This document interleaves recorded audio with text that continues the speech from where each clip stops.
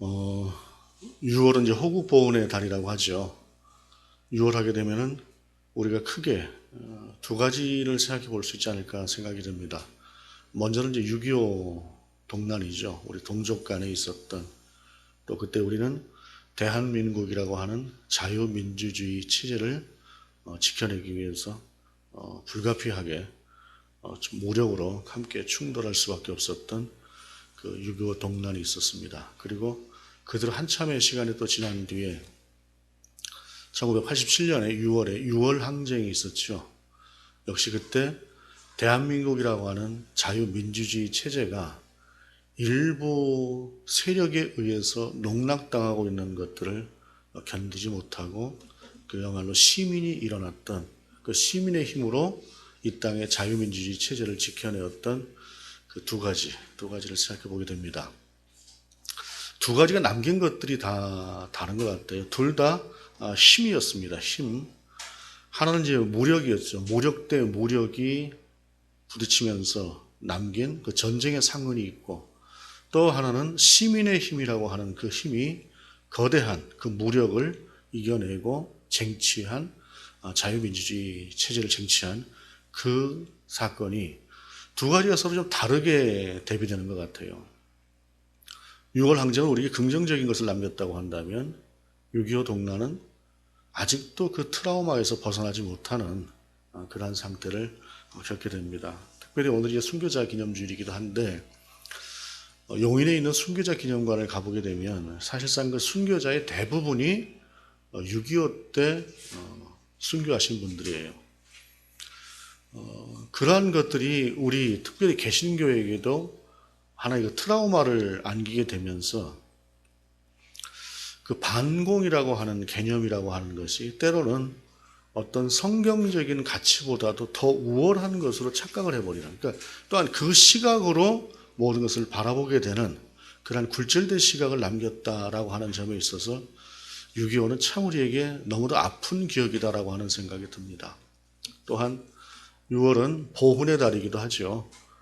이 땅을 위해서, 그것도 자유민주주의 체제를 위해서 그렇게 희생하셨던 그분들을 기억을 합니다.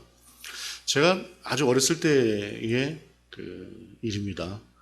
해마다 6월 6일이 되면 현충, 국립묘지로, 현충일이 되면 국립묘지로 저희 그 할머니를 비롯해서 우리 식구를 초대했던 그런 때 갔던 때가 기억이 나요. 저희 이제 그 백부님이 전사를 하셨습니다. 전사를 하셔서 6월 6일이 되면은 이제 우리가 말하자면 이제 유공자 가족 아닙니까? 큰어머니는 이제 그때 젊은 나이니까 이제 따로 재가를 하셨고, 그런 상태에서 이제 할머니 모시고 아버지하고 또 저하고 현충일에 현충원을 가게 되면은 이만한 이제 봉투를 하나 줍니다. 그 안에 이제 빵 같은 것들 있죠. 뭐 70년대 한 초반 뭐 이런 때에 그런 거 굉장히 귀한 것 아닙니까? 그런 빵들 이렇게 한 봉지씩 주고 하고, 또 들어가 보면은 그 시신은 그 할아버님이 따로 모셨어요. 저희 백구님 시신은. 대신에 가보게 되면은 그 조그맣게 할아버님의, 아니 그 백부님의 이름표 같은 그런 위패 비슷한 것들이 그 현충원 안에, 그 국립현충원에 있었어요. 그래서 조정자 혼자 하는 그 이름을 보면서 아, 큰아버지가 이렇게 돌아가셨구나 하는 생각을 하면서 보냈던 기억도 있습니다.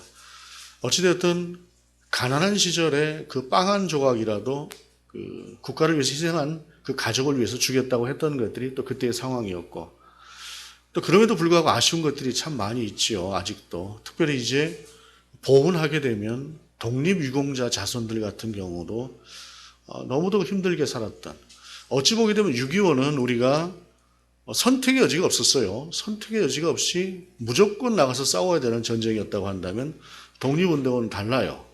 친일파들처럼 그렇게 사는 방법도 있어요. 그건 아주 최악의 방법이지만, 또는 그냥 죽은 듯이 사는 방법도 있습니다. 그런데 고난을 무릅쓰고 나가서 국가를 위해서, 민족을 위해서 모든 것을 바쳐서 독립운동을 했던 그분들에 대해서 우리가 아직도 보훈의 절차가 좀 적지 않나, 부족하지 않나 하는 생각을 해보게 됩니다.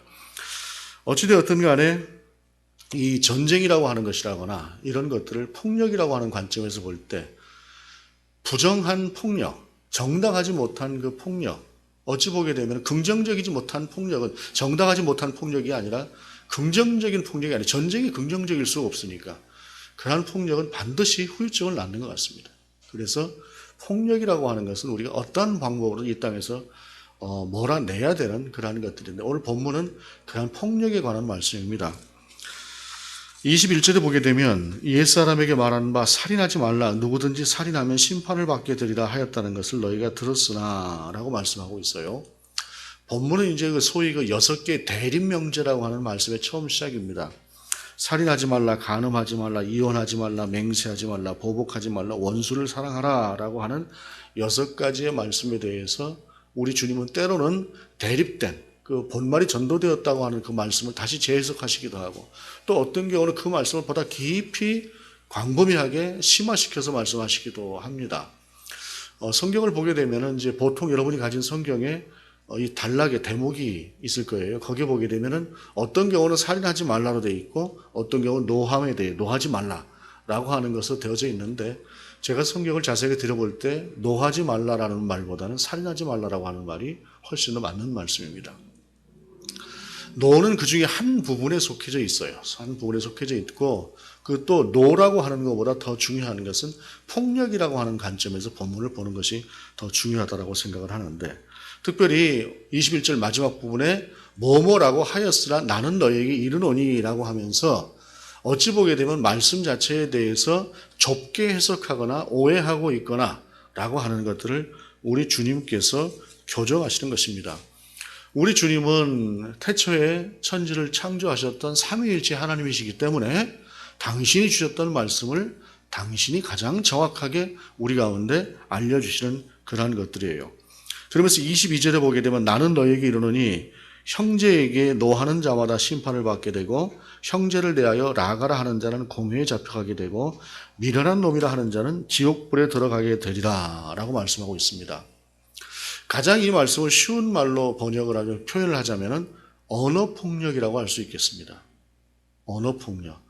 근데 이것이 이례적인 어떤 감정적인 것을 이례적으로 드러낸 폭력이라기보다는 우월적 지위를 가지고 지속적으로 행하는 폭력이다라고 보는 것이 분명히 맞는 말씀일 것입니다. 우리가 잘 알고 있는 것처럼 얼마 전에 한 포털사의 직원이 상사의 그 지독한 그 괴롭힘을 견디지 못하고 결국 자살을 했죠. 또 그리고 어느 공군 부사관이 끝없이 그 성추행하는 그러한 자들로 인해서 견디지 못하고 결국 자살을 하고 말았습니다. 아마도 그 자들은 그것이 이렇게 끔찍한 결과를 낳을 것이라고 생각을 하지 않았을지도 모를 것입니다. 그냥 일상적인 것을 생각을 했을지 모르죠.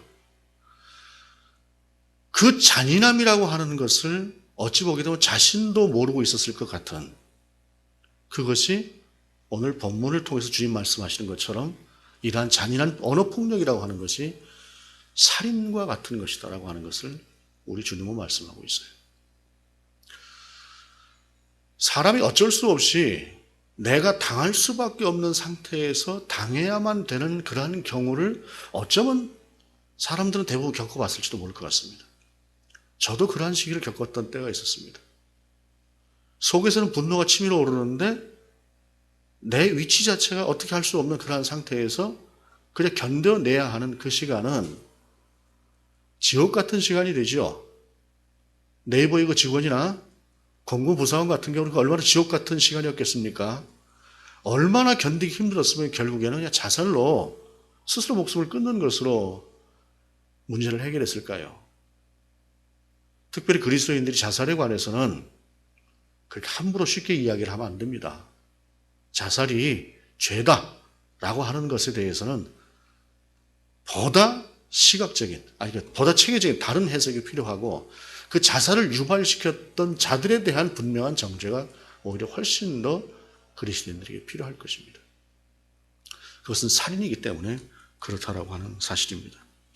그러면서 본문은 23절에 그러므로 예물을 제단에 드리려다가 거기서 내 형제에게 원망들을 말한 일이 있는 것이 생각나거든 예물을 제단 앞에 두고 먼저 가서 형제와 화목하고 그 후에 와서 예물을 드리라 라고 말씀하고 있습니다.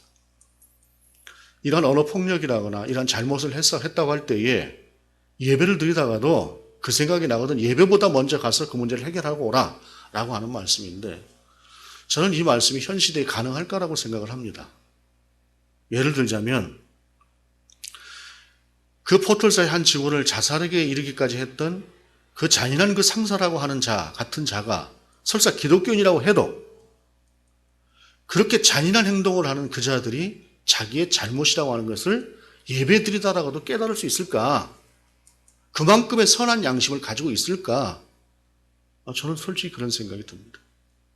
그런 면에 있어서 본문은 그래도 그나마 가능성이 있는 사람을 향해서 우리 주님께서 주시는 말씀이라고 생각을 합니다. 겉으로는 거룩한 척하고 겉으로는 하나님을 찬양하는 것 같은 그런 예배자의 모습을 갖는 것 같지만 그의 이면에는 그런 추악하고 잔인하고 지독한 얼굴을 가지고 있는 사람들이 그리스도인들 중에서도 혹시 있다고 한다면 그 사람은 정말로 그리스도인일까? 라고 우리가 생각해 볼 필요가 있는 것입니다.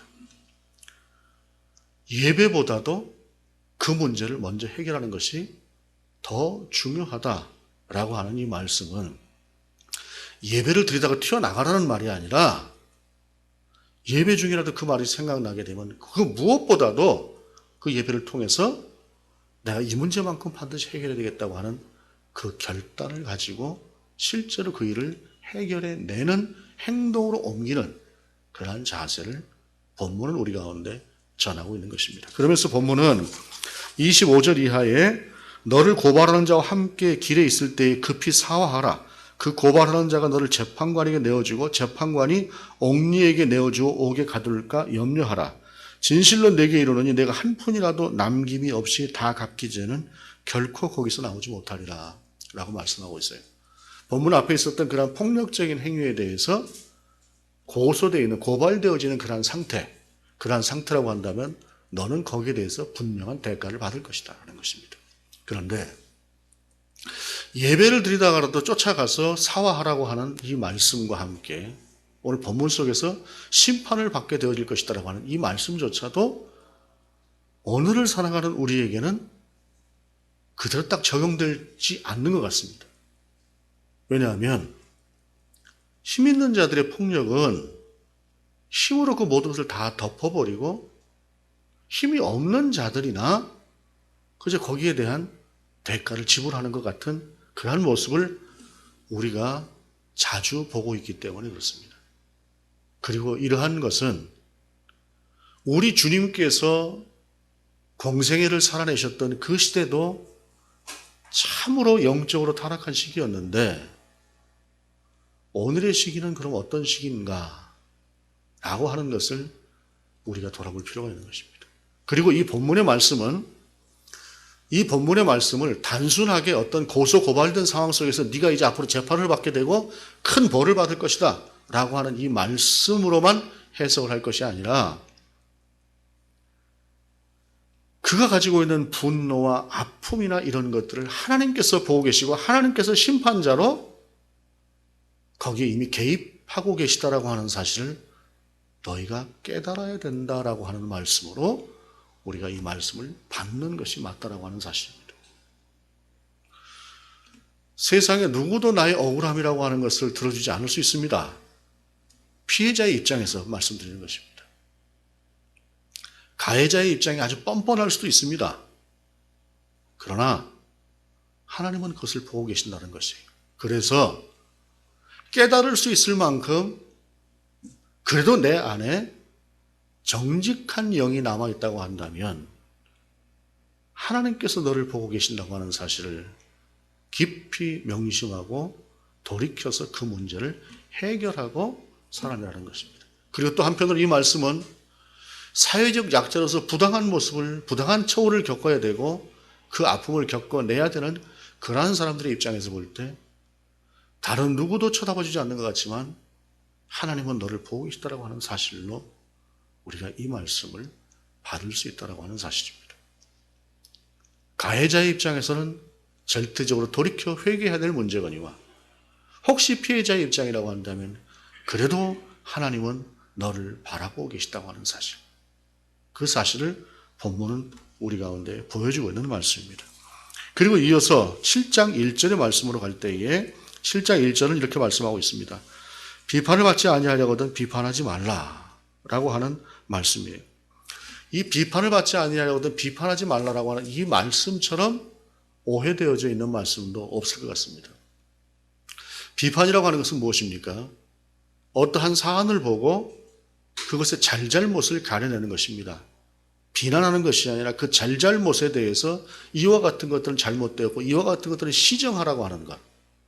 이것이 비판입니다. 그런데 오늘 본문 속에서 말씀하고 있는 이 비판이라고 하는 것은 단어 자체가 크리노라고 하는 단어인데 이 단어는 뭐 정죄한다, 판단한다, 심판한다 라고 하는 그러한 말이에요. 그러한 뜻입니다. 즉 사람을 보고 자기의 잣대에 의해서 멋대로 재단하고 심판하는 그러한 행위를 이야기하는 것입니다. 하나님의 잣대가 아니라 내 잣대로 보고 심판하고 판단한다는 것입니다. 그러지 말라는 것입니다. 특별히 여기에는 당시의 유대인들 속에 있었던 한 가지의 전대되어지는 사회적인 배경이 있습니다. 그것은 뭐냐면 종교적으로 사회적으로 우월적인 지위를 가지고 있었던 서기관이나 바리새인들 같은 경우 자신들은 다 배울 만큼 배웠지요. 물질적으로 가질 만큼 가지고 있습니다. 그런데 세상엔 어쩔 수 없이 아무것도 가진 것이 없고 배울 수 있는 기회도 없고 해서 어찌 보기도 물정을 잘 모르고 살아갈 수 있는 그러한 아주 힘든 그러한 사람들이 있을 수밖에 없습니다. 서기관이나 바리새인이 제대로 된 사람들이라고 한다면 나는 하나님께서 이와 같은 형편을 주셨고 이와 같이 그래도 사리를 판단할 수 있을 만큼 배웠고 또 물질적으로도 가지고 있으니 저 연약한 사람들에게 가서 가르침도 주고 또 좀 나누어도 주고 이렇게 살아야 되겠다 하는 생각을 하는 것이 하나님 앞에서 구별된 무리들이라고 한다면 당연한 것이었을 것입니다. 그런데 그들은 그렇지가 않고 저 하찮은 것들 사는 것을 봐라. 이런 이유로 그렇게 그들을 바라봤다는 것이에요. 그런 식의 정죄를 하고 심판을 하고 하는 그러한 모습을 소위 사회적인 상류계층을 유지하고 있었던 그러한 자들의 모습이 그러한 형태를 띠고 있었다라고 하는 사실입니다. 우리 주님은 그들에 대한 비판을 하고 있었던 것입니다. 그리고 오늘 본문은 이어서 이렇게 말씀하고 있습니다. 2절에 너희가 비판하는 그 비판으로 너희가 비판을 받을 것이요 너희가 헤아리는 그 헤아림으로 너희가 헤아림을 받을 것이니라. 어찌하여 형제의 눈 속에 있는 티는 보고 내 눈 속에 있는 들보는 깨닫지 못하느냐라고 하는 이 말씀으로 또한 우리 가운데 주고 계십니다. 그러면 이 말씀은 서기관과 바리새인들에게만 해당되는 말씀일까요? 서기관과 바리새인들처럼 그런 아주 못된 그런 우월감을 가지고 있고 지들 멋대로 판단하고 정죄하고 하는 자들에 대한 비판을 주님께서 주셨다고 한다면 그 다음에 주시는 이 말씀은 우리 모두에게 해당되는 말씀입니다. 사람은 각자 자기 위치에서 보게 됩니다. 자기 위치에서 보고 자기 입장에서 변화하게 되어져 있습니다. 그러나 그리스도인이라고 한다면 반드시 조심해야 될 것이 그것을 선을 넘어가면 안 된다는 것이죠. 특별히 본문 속에서의 비판이라고 하는 것은 거의 비난에 가까운 것이라고 할 수 있을 것입니다. 나는 제대로 하지 못하고 있는데 남의 허물은 보이는 거예요. 그 남의 허물에 대해서는 지독하게 비판적인 것이죠. 자기 자신에게도 그 비판을 같이 가하거나 아니면 자기 자신은 제대로 된 삶을 그래도 살려고 하면서 잘못된 것들을 고쳐나가자고 하는 식의 어떤 비판이 아닌 자기는 더 못하면서도 상대에 대해서는 그와 같은 비난과 비판을 하고 있는 사람들을 향해서 주시는 말씀이다라고 하는 사실입니다. 들보라고 하는 것이 무엇입니까? 건물 속에서 한 건물을 지탱하는 옆으로 된 기둥과도 같은 것을 이야기해요. 빔이라고 하는 것이 어쩌면 더 이해가 빠를지도 모르겠습니다. 뭐 H빔 뭐 이렇게 이야기를 하기도 하잖아요. 그러한 빔이 들보입니다. 들보라고 하는 것이 얼마나 큽니까? 티하고 들보하고 비교가 될 수 있습니까? 눈 속에 들보가 들어가는 것도 불가능하지요. 물론 과장된 표현입니다만은 사람은 자기의 큰 잘못이라고 하는 것은 오히려 작은 것으로 여기고 상대의 작은 잘못에 대해서는 용납할 줄 모르는 그와 같은 태도를 우리 주님께서는 말씀하시면서 그것을 정리하라 라고 말씀하시는 것입니다. 그러면서 본문 이 이후에 마지막 부분에 이렇게 말씀하고 있습니다. 거룩한 것을 계획해 주지 말며 너희 진주를 돼지 앞에 던지지 말라. 그들이 그것을 발로 밟고 돌이켜 너희를 찢어 상하게 할까 염려하라 라고 말씀하고 있습니다. 자, 이 말씀이 어떤 의미일까요? 거룩한 것을 계획해 주지 말라. 알아듣지 못하는 사람이 있습니다. 안 되는 사람이 있습니다.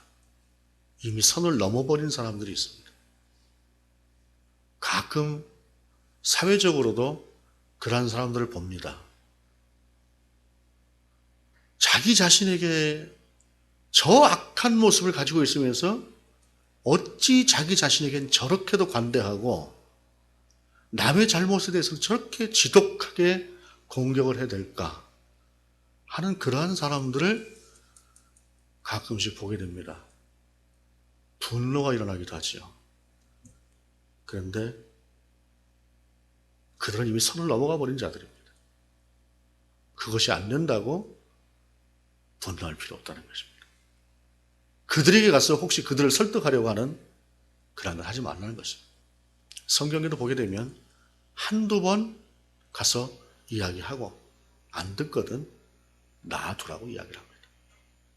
물론 이것은 예를 들어서 가족의 관계라거나 교회 내에서 형제처럼 지내는 관계라거나 하는 경우를 이야기하는 것은 아닙니다. 어떻게 해서든 가족이라고 하면 끝까지 책임을 지고 고치도록 해야겠죠.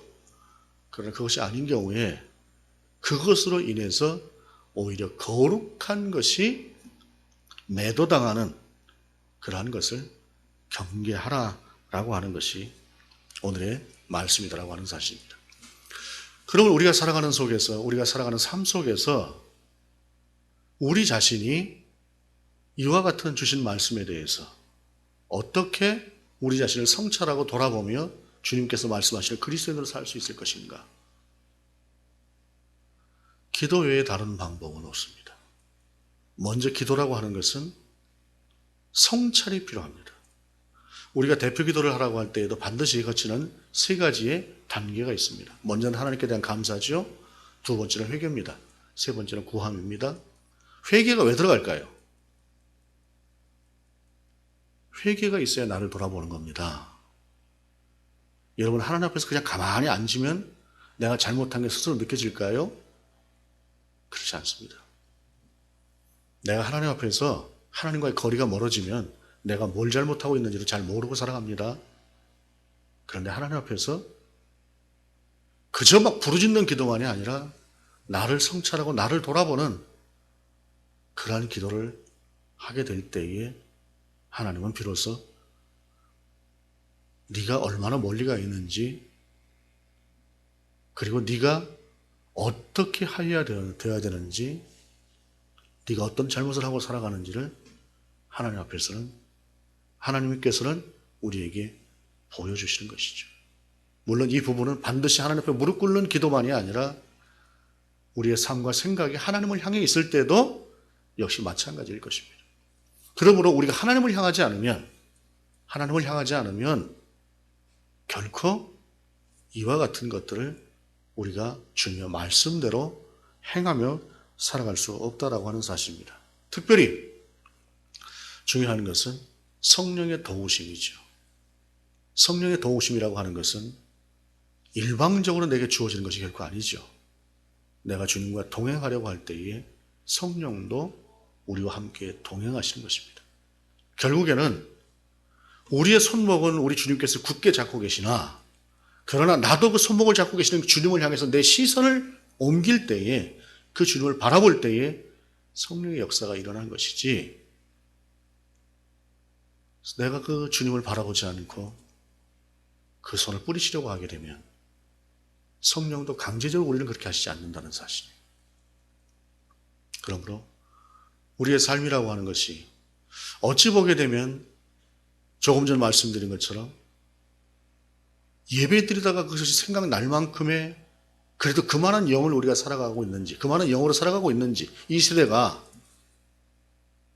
그렇지 않은 것 같다라고 느껴지는 것처럼 이 어두워진 세상 속에서 나라고 하는 한 그리스도인도 그들과 똑같이 같이 그렇게 어두워져 있는 것은 아닌가라고 하는 것을 본문을 우리 가운데 말씀으로 주시면서 우리를 하나님의 시각으로, 하나님의 생각으로 옮겨가라고 하는 그런 말씀을 우리 가운데 주시는 것입니다.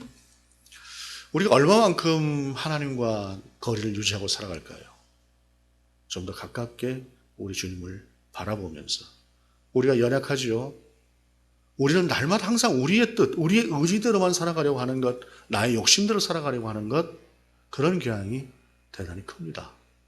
그럼에도 불구하고 우리가 다시 한번 주님 앞에서 우리 자신을 돌아보면서 주님의 도우심을 구할 때에, 주님, 내가 설사 힘들더라도 내가 예배 중에 내가 무언가 잘못하고 있고 뭔가 해결해야 될 것들이 생각나게 되면 주님, 제가 그 문제를 해결하겠습니다 라고 할 때에, 그러한 자세를 가질 때 우리 주님은 우리 가운데 그렇게 할 수 있는 것들을 보여주실 것입니다.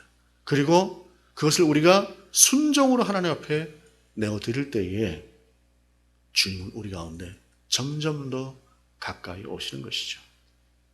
그 주님과 함께 살아갈 수 있는, 그리고 또 이 시대를 이겨낼 수 있는 저와 여러분이 될 수 있기를 원합니다. 무엇보다 그러기 위해서 필요한 것은 우리의 심령이 가난해지는 것이고 우리의 마음이 깨끗해지는 것입니다. 지난 2주간 심령이 가난한 자, 마음이 깨끗한 사람, 여러분께 드렸던 그 말씀으로, 또한 이 말씀을 우리가 함께 비교해 보면서 살아낼 수 있는 우리 모두가 될 수 있기를 원합니다. 기도하시겠습니다. 주님, 우리 눈 속에는 혹시라도 이러한 들보가 없는지 바라보게 하시옵소서. 우리의 영은 혹시라도 예배 중에도 생각이 나지 않을 만큼 깊이 하나님과 멀어져 있는 것은 아닌지 돌아보게 하시옵소서. 또한 우리가 생각나게 하시고 우리 가운데 감동을 주시면 우리가 힘들어도 주님의 말씀대로 순종하고자 하는 순종의 자세로 살아내게 하시옵소서. 주 예수 그리스도 이름으로 기도드립니다. 아멘.